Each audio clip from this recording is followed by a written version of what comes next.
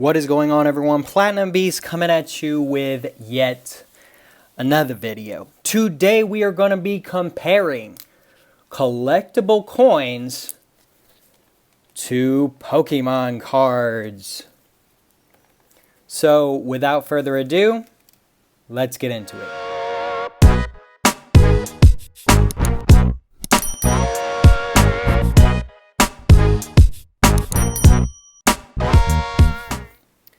Okay guys, so I'm sure a lot of you are asking, Pokemon cards, what the heck? Yes, that is right. Today we are going to be comparing Pokemon cards to collectible coins. Now, the reason I decided to make this video was because Pokemon cards and collectible cards in general are a hot commodity at this current time. And a lot of people are chasing a lot of different cards and things of that nature. Now, I am not personally a collector of Pokemon cards. What you see before you are mainly just stuff I got like for free or what have you. So the Platinum Beast does not collect Pokemon cards. But I thought it was an interesting topic to kind of talk about because there's a lot of hype going around on these cards. And I kind of wanted to talk about the comparison between these and collectible coins because their markets can be compared somewhat. So first of all, I want to say Pokemon cards are continuing to increase in value and collectability and hype, and media and news and everything is being drawn into these cards. There are a lot of people who grew up in the 90s and early 2000s and played this game and collected these cards as kids, and now that they're an adult and have money and have a job, they want to put their money back into that nostalgia fix. So Pokemon cards have risen in value exponentially over time. Now, collectible coins, there is a market, and this is an area of collecting that a lot of people follow and go after. Now, what I want to talk about specifically is the potential for the same thing to happen to Pokemon cards to happen to collectible coins. The same thing can happen that happened to collectible cards such as Pokemon and basketball and baseball and stuff like that, that can happen to these. It all boils down to specific trends in the current time frame. So, as you know, and as you all know, I have somewhat of a small collectability or a collectible part of my stack. As you can see here, I've got some slabbed coins, all in perfect grades. And these are mainly picked up just because I enjoy them personally. These go into what I would call a collection side of stacking. Now, most of my stacking involves just weight and metals and things of that nature. But these coins I specifically picked up because I either got a very good deal on them or they appeal to me in some manner or form. So, yeah. Basically, in this video, what I want to talk about is how coin collecting can become something similar to card collecting. And I used Pokemon cards, for example, because I have a few that I have received for free and things of that nature. So I used it in the video, and I'm comparing them specifically to that, but the same can be applied to basketball, baseball, what have you. Now, if the coin collecting market takes off, if there's all of a sudden a new generation of coin collectors, that could sway the prices of collectible coins exponentially in your favor. Right now, I think the coin collecting market, it's there, it exists, and there are people who collect coins. But in general, it's not as big as I believe it could potentially become. Now, I am a stacker, and I stack metals mostly for weight, but I also stack some collectible coins, like this stuff you see before you. And I do that, like I mentioned, because certain coins appeal to me. I think certain coins are undervalued in the collector's market, and I'm purchasing them for a potential increase in value over time. And I also think the coin collecting market is, I won't say at the very bottom, because there are a lot of coin collectors out there, but it's not as high as it could be as far as general public interest.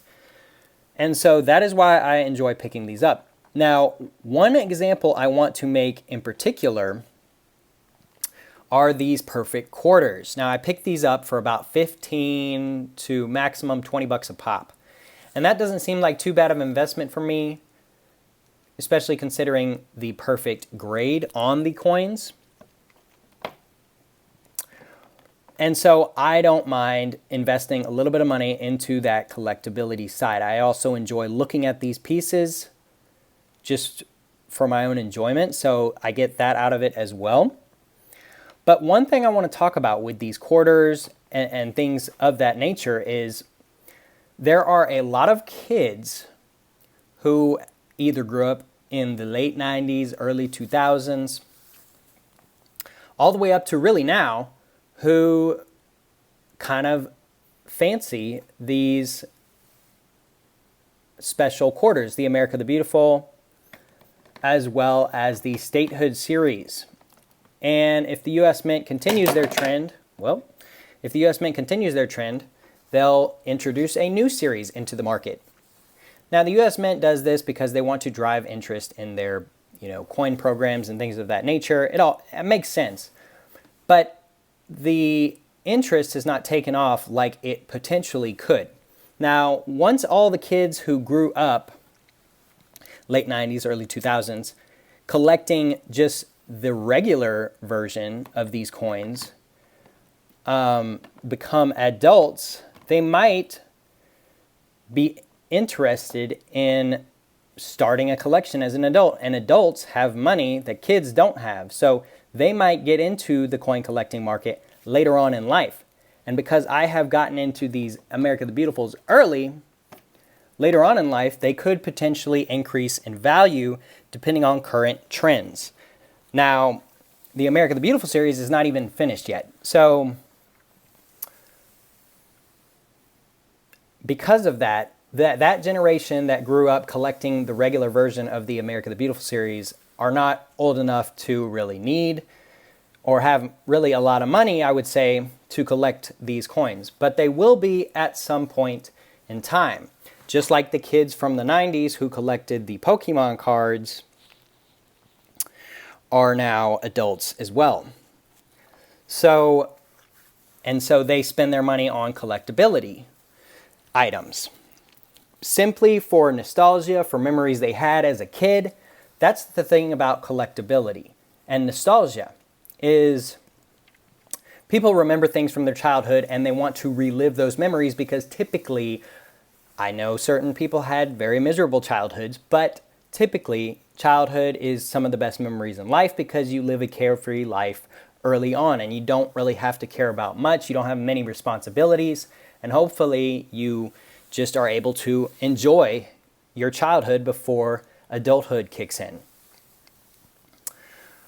So that is what I think could potentially happen with collectible coins in the future, is there could be this run where a bunch of kids who grew up early on or in recent times were collecting quarters out of their grandpa's pocket change or dad or mom's pocket change, and they wanted to get the whole America the Beautiful set, right? And they realized that because of the mintage and things of that nature, regular quarters don't hold much value. But, they want to pick up some of these collectible pieces that are perfect graded and perfect examples of what they used to spend when they were kids. And that's another cool thing about this, is these are perfect examples of what I currently sometimes spend today as far as collectible coins.